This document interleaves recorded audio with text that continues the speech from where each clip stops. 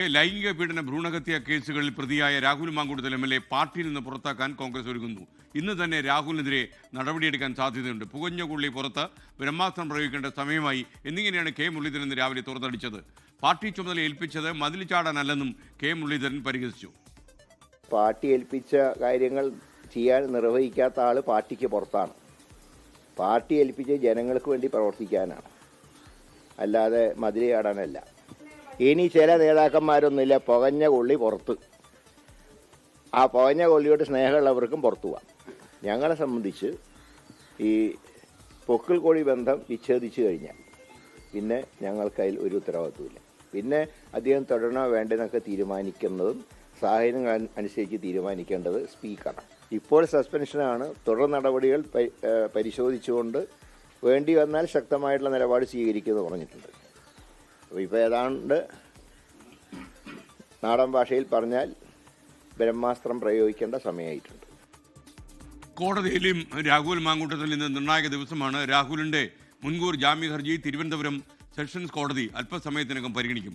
ഇതിനിടെ കേസിൽ രാഹുലുമായി സൗഹൃദമുള്ള നടിയിൽ നിന്ന് പോലീസ് വിവരങ്ങൾ തേടിയെന്ന് വാർത്തയുണ്ട്. കടുത്ത നടപടിക്ക് കോൺഗ്രസ് ഒരുങ്ങുന്നുവെന്ന വാർത്തയുടെ പിന്നാമ്പുറത്ത് അന്വേഷണവുമായി ഷബീദ് റാവുത്തർ ചേരും.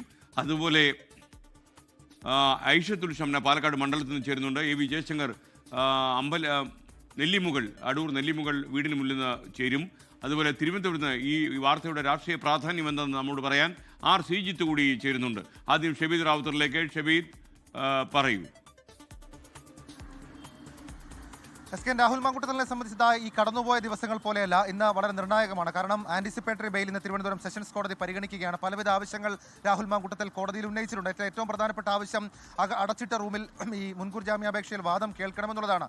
സ്വാഭാവികമായും അങ്ങനെ ഒരു നീക്കം അത് കോടതിയുടെ ഭാഗത്ത് നിന്ന് പ്രോസിക്യൂഷനും ആവശ്യപ്പെട്ട ഒരു സാഹചര്യത്തിൽ അടച്ചിട്ട മുറിയിൽ തന്നെയായിരിക്കും ഈ കോടതി നടപടികൾ ഉണ്ടാവുക. അതേസമയം രാഹുൽ മാങ്കൂട്ടത്തിൻ്റെ കേസിൽ സെഷൻസ് കോടതി എന്ത് നിലപാടെടുക്കുമെന്നുള്ളതാണ് ഏറ്റവും പ്രധാനപ്പെട്ട കാര്യം. ഇതിനോടകം തന്നെ പ്രാഥമിക വിവരശേഖരണം ഉൾപ്പെടെയുള്ള കാര്യങ്ങൾ അത് ശേഖരിച്ചിട്ടാണ് പ്രോസിക്യൂഷൻ ഇന്ന് കോടതിയിലേക്ക് എത്തുന്നത്. പ്രത്യേകിച്ച് ഈ പെൺകുട്ടിയുടെ ശക്തമായ മൊഴി, ഈ പെൺകുട്ടി ഈ അശാസ്ത്രീയമായ ഗർഭചിത്രം നടത്തി എന്ന് തെളിയിക്കുന്ന ഡോക്ടർമാരുടെ മൊഴി, അവിടുത്തെ ആശുപത്രി രേഖകൾ, അതിനൊക്കെ അപ്പുറത്തേക്ക് ഇവരുടെ ചില ഫോൺ വിവരങ്ങൾ ഉൾപ്പെടെയുള്ള കാര്യങ്ങൾ, അതാണ് പ്രോസിക്യൂഷൻ ഇന്നത്തെ പിടിവള്ളി. അതേസമയം ഈ പ്രതിഭാഗമാകട്ടെ രാഹുൽ മാങ്കൂട്ടത്തിൽ ഇതിനോടകം തന്നെ സീൽഡ് കവറിൽ കോടതിയിൽ കുറച്ചധികം കാര്യങ്ങൾ നൽകിയിട്ടുണ്ട്.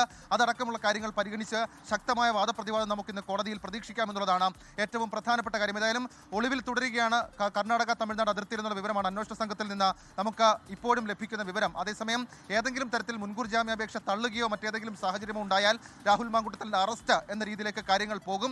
ഇതിനോടകം തന്നെ നീക്കങ്ങൾ അന്വേഷണ സംഘം നടത്തിയിട്ടുണ്ട്. രണ്ടാമത്തെ കോടതിയിൽ നിന്നുള്ള വാർത്ത രാഹുൽ ഈശ്വറുമായി ബന്ധപ്പെട്ടതാണ്. അതിജീവിതയെ അധിക്ഷേപിച്ച കേസിൽ രാഹുൽ ഈശ്വർ തിരുവനന്തപുരം സെഷൻസ് കോടതിയിൽ ജാമ്യാപേക്ഷ നൽകിയിട്ടുണ്ട്. കഴിഞ്ഞ ദിവസം Thiruvananthapuram additional chief judicial magistrate കോടതി രാഹുൽ ഈശ്വറിന്റെ ജാമ്യാപേക്ഷ തള്ളിയിരുന്നു, പലവിധത്തിലുള്ള കാരണങ്ങൾ പറഞ്ഞുകൊണ്ട്.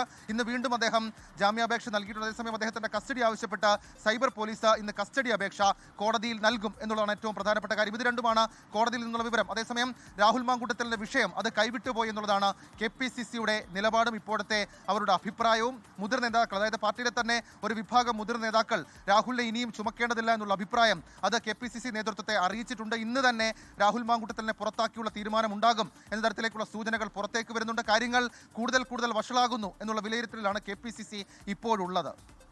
ലോകത്തെവിടെയായാലും ഏത് സമയത്തും 24 വാർത്തകളും ഓഗ്മെന്റഡ് റിയാലിറ്റി പാക്കേജുകളും എക്സ്പ്ലെയിനറുകളും വിശദമായി കാണാൻ ഞങ്ങളുടെ യൂട്യൂബ് ചാനൽ നിങ്ങൾക്ക് സബ്സ്ക്രൈബ് ചെയ്യാം.